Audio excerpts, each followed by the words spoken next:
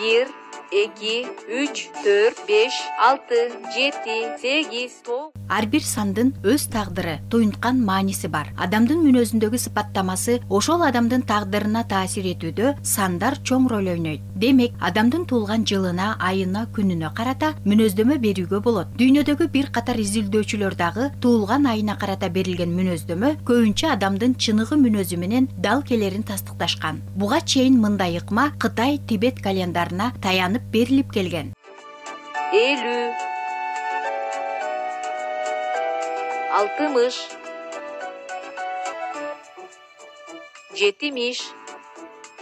Адистердин айтымында адам көп кырдуу татал кубулуш. Анын өзүнө тиешелүү болгон жеке саны тагдырын аныктайт. Ошол сан аркылуу жашоосунун табышмагын, жан дүйнө сырын четсе болот. Анткени сандар аныкталган тагдырын, болочогун болжогон сырды катып келет.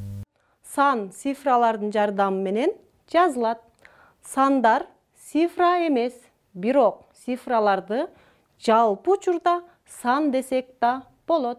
Сүйүтса илиминде дагы ар бир сан жылдыз белгисине, планеталарына таянып, белгилүү белгилерди көрсөтүп турат. Аталган илим азырынча өлкөдө жаңы багыт болуп жатат. Бул илим туулган жыл, ай, күн аркылуу эсептелгендиктен алдабайт деген ишеним бар. Сүйүтсай бул которгондо алыстан таанып билүү деп коет да.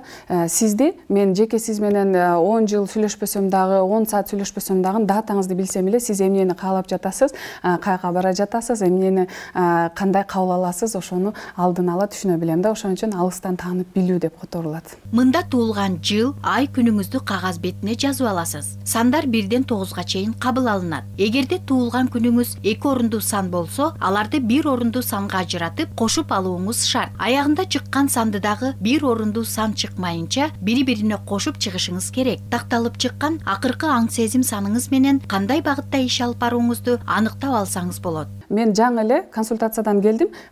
Миссия деген болот адамда. 33 жашта миссия күчүнө кирет. Ал эженин миссиясы 8 экен. 40 жашында турмушка чыкса дагы жумуш деп төрөп туруп 2 айдан ишке чыгып кетиптир. Себеби миссиясы 8 адамдар булар жумушуна үйлөнүп алган адамдар болот да. Жумушта өзүн аябай бактылуу сезишет. Жумуш иштеш керек, мага иштеген жагат деген адамдардан аны карап, миссия 8, значит ушундай кадамга барат экен да деп, ар өткөн сайын адамдардын история ачыла берет.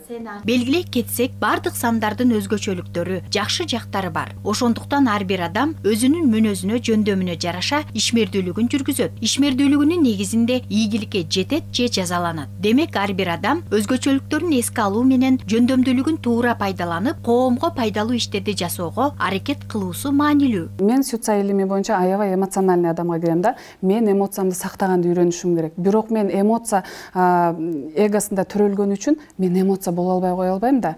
Бирок эмоция болуп баштаганда мен окуп келгенден азыр токтонуп калдым да, кой мен сабырга келишим керек, эмоциямды кармашым керек деп. Ошол момент мен өзүмдү контролдоп калганга жардам берет. Билбеген адам эмоциясын сыртка чыгарат, адамдарды капа кылып алардан жек көрүндү болуп калат. Жек көрүндү болгончо карма алып алат да, өзүнө бирөөнүн күнөөсүн топтоп алат дейм.